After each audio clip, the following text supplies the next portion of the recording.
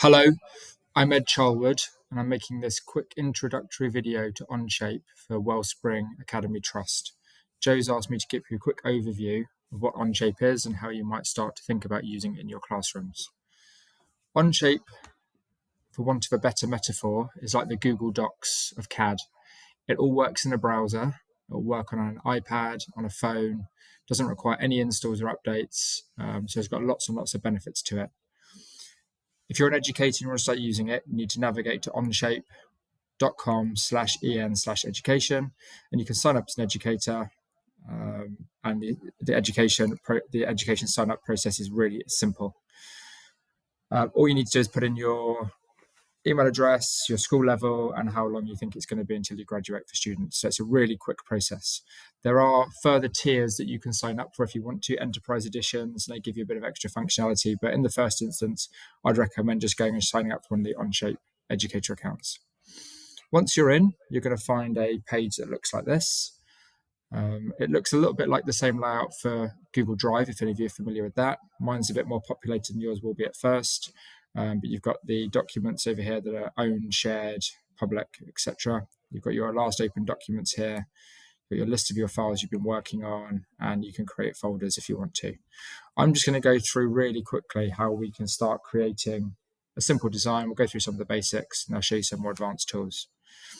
To start off with, you go to Create and Document.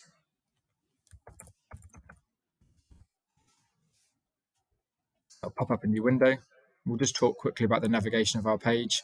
We've got our 3 work planes, as you'd find in a 3D CAD package. We've got our feature tree over on the left, as opposed to on the bottom, as you might find in some programs.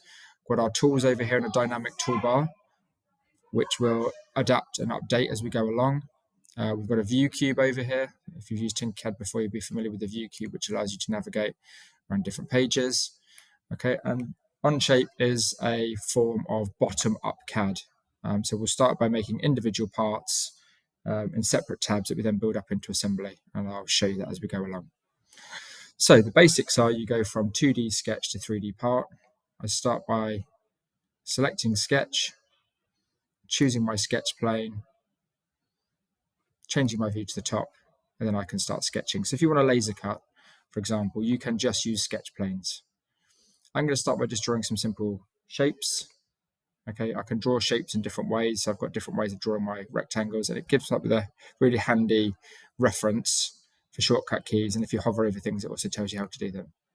I'm going to drag and draw my rectangle and start typing in my dimensions. So it's a proper parametric program. What we're looking to do is constrain our part properly.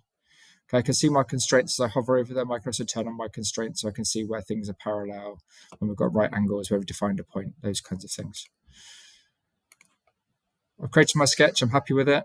If not, I can go back in, I can edit that sketch, I can change my dimensions. Okay, and then you'll see my toolbars change back from the sketching toolbar.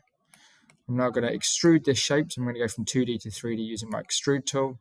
Hidden inside here, I've got all my extrude features.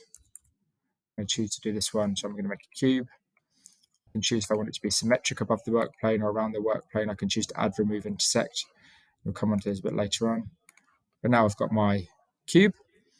The nice thing we can do now is use some of these measurement tools down in the bottom right-hand corner. I can click on faces and it will tell me things like surface area. So I could do some nice measurements. Excuse me. I can then start to work my way through the work process for Onshape. I can click on a new face, add a new sketch. Then I can choose some of the other sketching tools. In this case, I'm going to do a 30mm circle. And then I'm going to choose that face, and I'm going to choose to extrude it, but this time I'm going to remove it. And I'll remove through also. I'm going to make it going all the way through. And then I can start to do things like modifying my shape as well. So I can apply fillets onto different faces if I want to. View them beforehand. Okay, so I can start to modify and really kind of change my shape as I go along. If I want to, I can right click and edit the appearance. I can make it blue or purple. So we don't really need, perhaps at GCSE, to get into the really advanced rendering tools. Okay, so I can start to get some really nice views up here. And then what I'm going to do is just duplicate this part. So I'm just going to go into my tools, I'm going to duplicate part 1, and you'll see at the bottom it pops up and creates part 2 for me. What I'm going to do now is go and edit my parts. So in this way, I'm going to go and edit this extrude. And instead of being a remove, I'm going to make it an add. I'll change the direction. I'll just maybe make it go up by 20 millimeters. So now I've got one tube that extrudes out, one that kind of comes in. I'm going to edit my appearance, make it orange. So now I've got 2 parts in my part studio. What I'm going to do next is put them into an assembly. So parts build individually, then go into assembly. So I can insert the first part, lock it in place. I can insert my second part, and now I can do a quick kind of assembly to it. This one I'm going to just do what we are going to rotate it around slightly by 180. Now I'm going to do a quick, what we call a cylindrical mate or a slider mate. I'm going to choose that I want that cylinder to attach onto that one. And now we've got our part that goes up and down and is assembled into it. It's a really nice way of working our way through parts to assemblies. Now there are clearly lots and lots of tools that we can look at. So this is just a kind of real brief introduction for you, but you can see how powerful this is. Now we can do everything that we need to for our GCSE and A-level groups. By way of example, you can see with this little data set that I built up, okay, we can build all our parts together and go parts and parts into assemblies. We can, of course, if we need to, create drawings of parts. So if I have a part,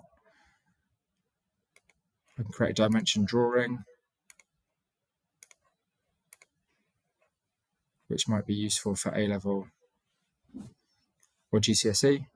And in here, I can go and put my dimensions in. So I can use that to make the specifications that might be required.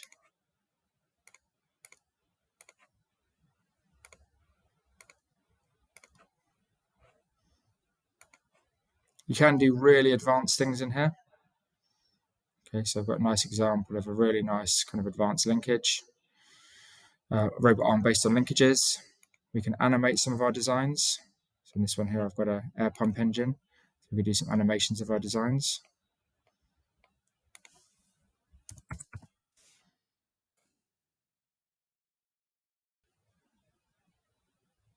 And if you go and look in the public library, which you'll find down here under public, you'll find all the work that has been created. So you can see some of the levels of complexity that are possible.